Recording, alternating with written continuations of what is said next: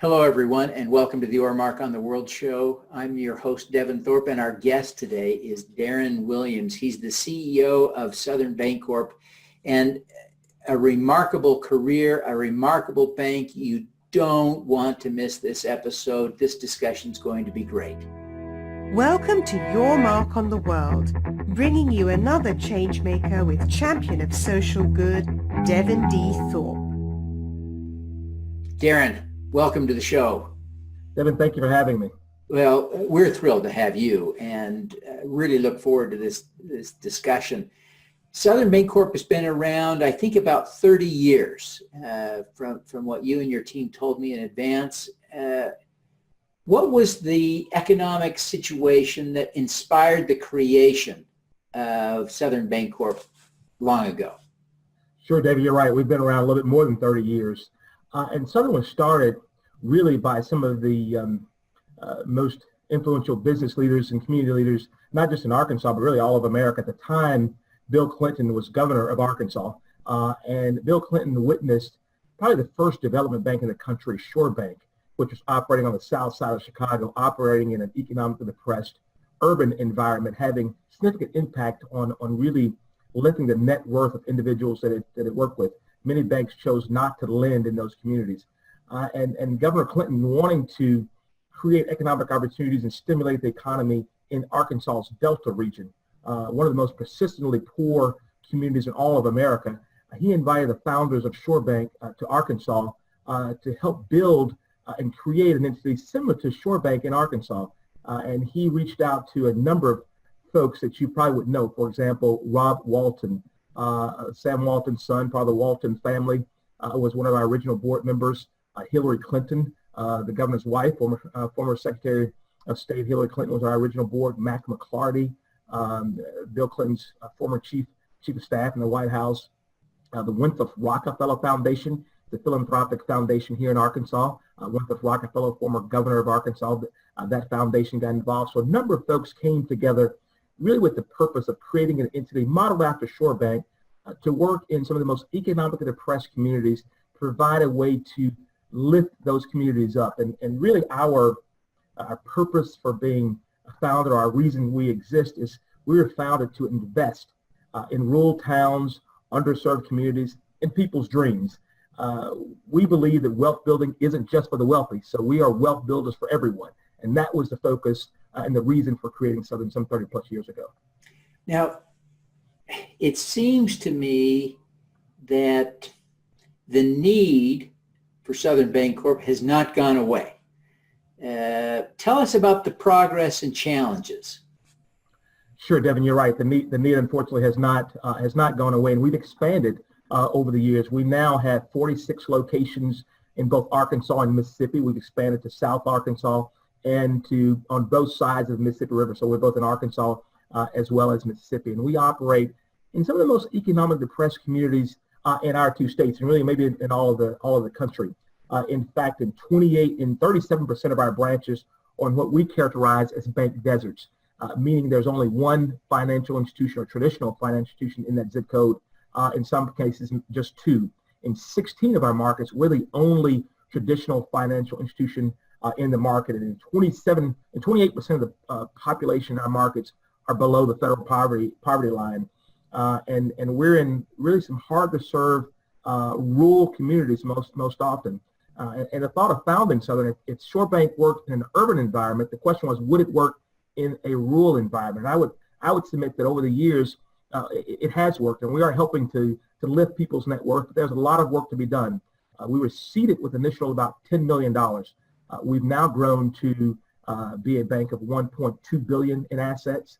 We're really three entities in one. We have three different entities. I'm CEO of the holding company. The holding company owns the bank, and we work with a nonprofit affiliate, Southern Bancorp Community Partners. All three entities are what's called CDFIs, or Community Development Financial Institutions, as designated by Treasury.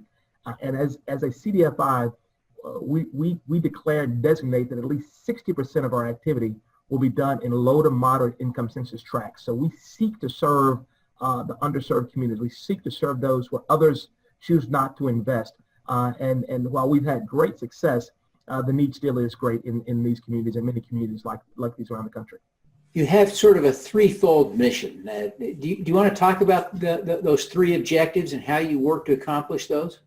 Sure, Devin. And we focus on net worth. Again, we believe that wealth building isn't just for the wealthy.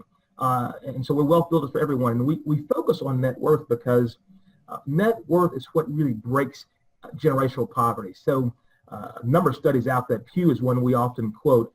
They looked at the economic mobility ladder and said that folks born in the last two rungs of the economic mobility ladder, those who are born into poverty, 70% of those individuals never make it out. So it's just generational poverty. They stay in poverty. What's unique about the 30% that do make it out is that they have some sense or form of net worth. Sometimes it's as simple as having a home. Of course, home ownership is often the foundation of building wealth. We probably all know families who have sent their kids to college with the equity in their homes, or even started a small business with the equity in their homes. And so we focus on things that lift and build net worth. And so we have three what we call big, hairy, audacious goals, or our BHAGs. And so for the next 10 years, we want to really assist 10,000 people in obtaining and sustaining homeownership. We want to help to create and retain 100,000 jobs in the markets that we serve. And then maybe the biggest and most hairy goal of them all is we want to empower 1 million people to save money and help to accumulate assets. And of course, we don't serve 1 million people. And so what's unique about this financial institution is that through our nonprofit affiliate, we have a policy shop. And so we work with both the state and federal legislators to try to promote policies that will encourage and incentivize the savings by low wealth people, which we believe really helps break that generational poverty and lift people up the economic mobility ladder. You're operating in a space that is fraught with all sorts of challenges, political, social, and some economic risk for the bank. One of the real problems, as I understand it, for people trying to work themselves out of poverty is a place to save money. It's difficult for them, it seems, to simply open a savings account. How have you addressed that to make it easy for low-income people who've traditionally not been, at least not in recent years, not been part of the traditional banking system, right? They're not getting a bank account, certainly not a checking account, certainly not a credit card, so they're using payday lenders, their check cashing services, and it makes life so much more difficult for them. How are you addressing that? Well, Devin, you're exactly right. Some of these predatory forms of capital and credit that are extended to people who don't use traditional bank accounts or traditional transaction accounts really helps to strip money from their budgets on a monthly basis. In fact, in the state of Mississippi, for example, there are more storefront payday lenders in the state of Mississippi than there are McDonald's, Burger King, and Starbucks combined. So there are over 1,100 storefront payday lenders in the state of Mississippi. I recently took a group of international visitors in Clarksdale, Mississippi, one of our branches, and we drove along a less than a mile corridor of our bank branch there, and we counted some 13 payday lenders operating in our markets. So often our competition is not another bank. Often our competition is a payday lender or a pawn shop or someone who provides alternative forms of capital and credit that really strip wealth. So we do a lot of outreach. We don't wait for people to come to the bank. We take the bank to them. We know that so many people just distrust banks.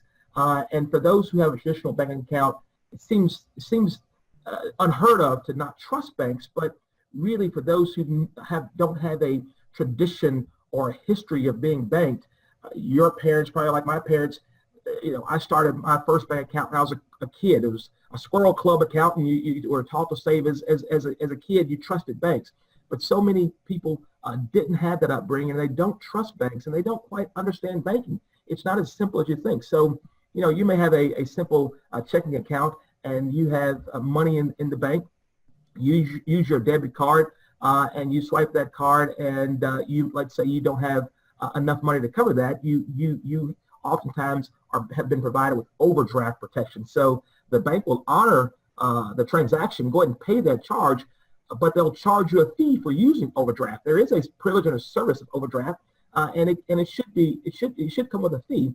But those who may not understand that, they're surprised by the $30, $25, where the charge is when they get their statement. So that's taken out of their next deposit, and so they don't have quite as much money as they thought they would have.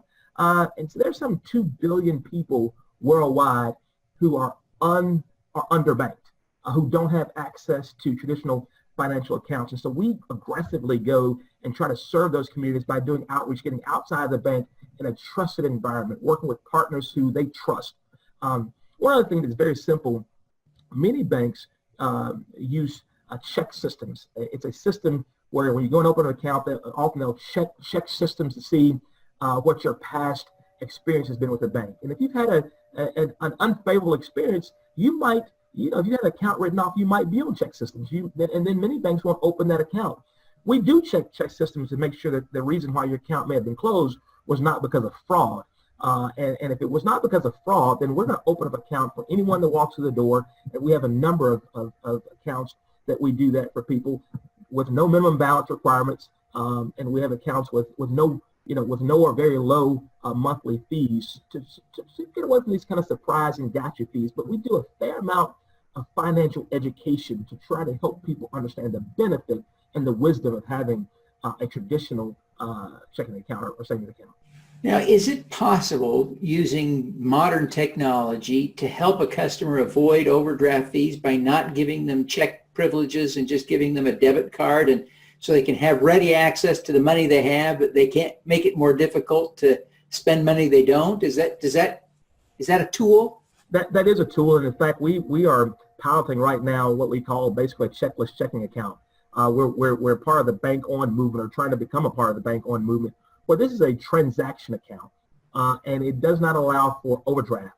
So now, in this account, if you present your debit card and you don't have enough money, it will decline that transaction. It won't extend these overdraft privileges to you, but that erases those surprise fees. But what it also provides for you, Devin, is it provides you access to our mobile platforms. We have an aggressive mobile platform, online platform, so you can use bill pay.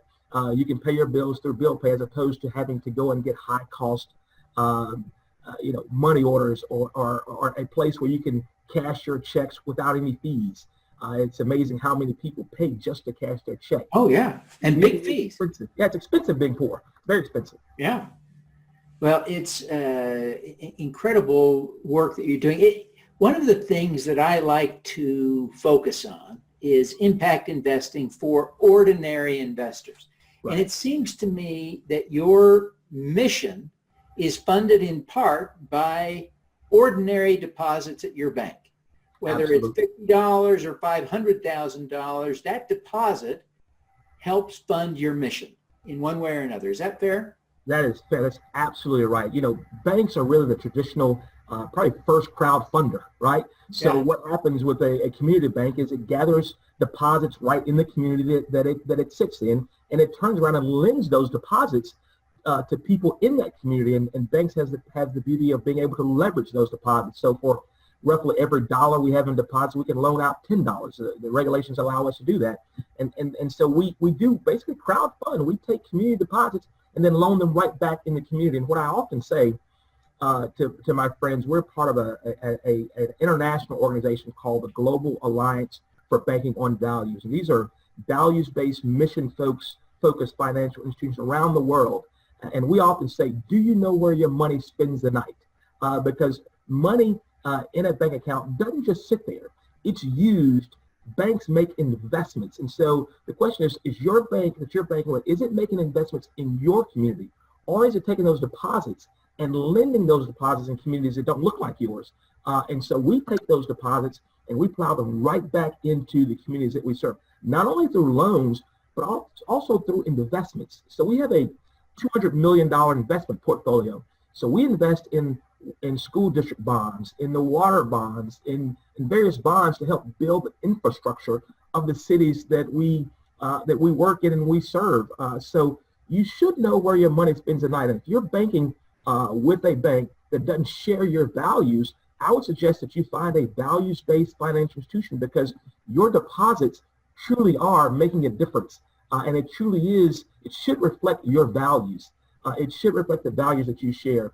People think about that, for example, when they buy from Tom's Shoes, or when they go to Zappos or different places. There's a big movement of being, impact driven and thinking about, but people don't think about that often with their bank account. And I would submit that your bank account really is a primary way that you can live your values by where you bank. Is there a mechanism available for people who don't live in your market area to make deposits, even CDs and time deposits perhaps, so they can support your mission with a deposit? Sure, we have deposits from all around the country, but what we're doing, Devin, right now, actually we're building out our online platform, and we believe in the first quarter of next year, we're going to be able to allow anyone anywhere in the U.S. to open up an account online. Regulatorily, there are some hurdles we have to cross, because as banks, we are regulated like any other bank in the country, and we have to know our customer. There's certain regulations that we have to know our customers. So we have to do a lot of due diligence to know who our customers are. And we're working on a platform that will allow us to open up accounts anywhere. And we've been contacted by folks all across the country saying, I want to bank with you. I want to put my money in your institution. And hopefully we'll make it much easier for them to do that the first quarter of next year. But we currently have deposits from investors all across the country. In fact, we have a lot of deposits from mission-focused philanthropic organizations around the country who want to bank with an organization that shares its values and its mission. So we bank a lot of people who care about where their money spends at night. Oh, fantastic. Darrin, you are a role model to a lot of people and doing great work. But who inspires you? Who do you look up to as a role model? Well, Devin, thank you. Really, it's a privilege for me to do this, to come to work every day. I grew up as a lawyer. I was a lawyer by training.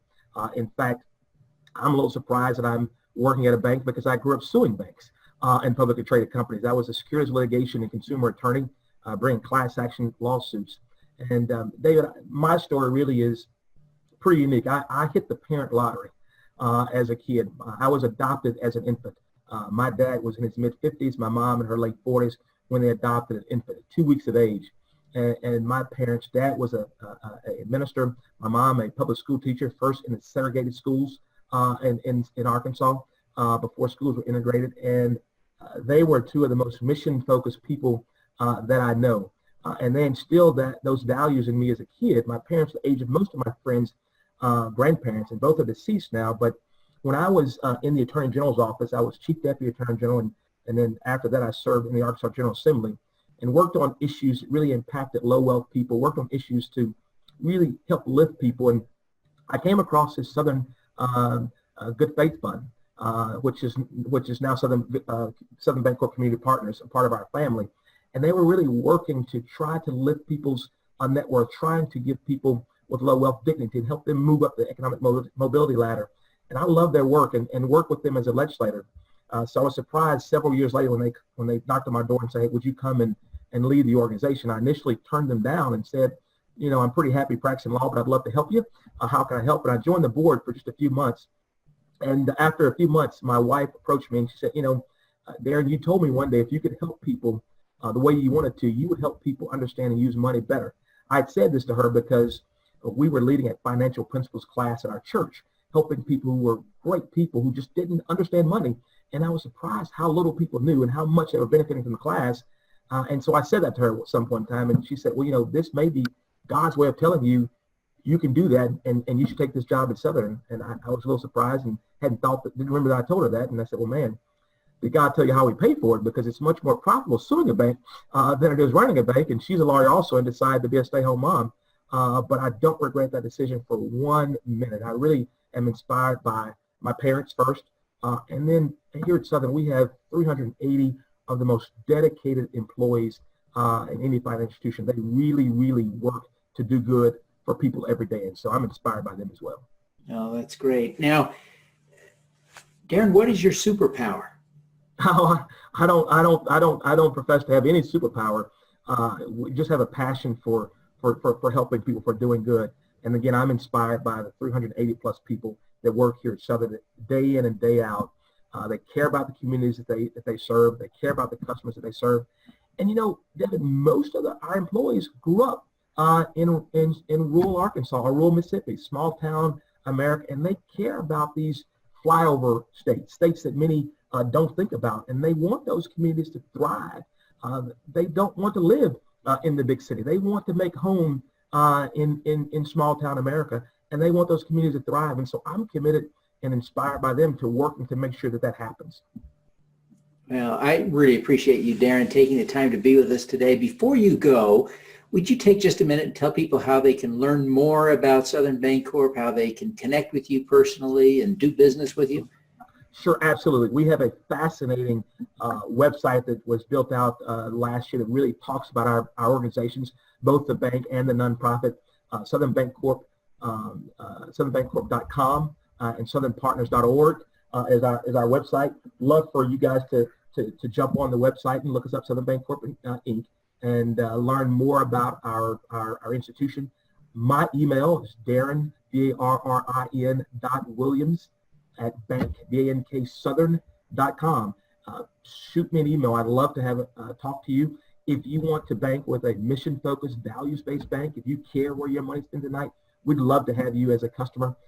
We are in the process of raising capital. We want to expand our impact because, Devin, what's happening is small banks in America are closing.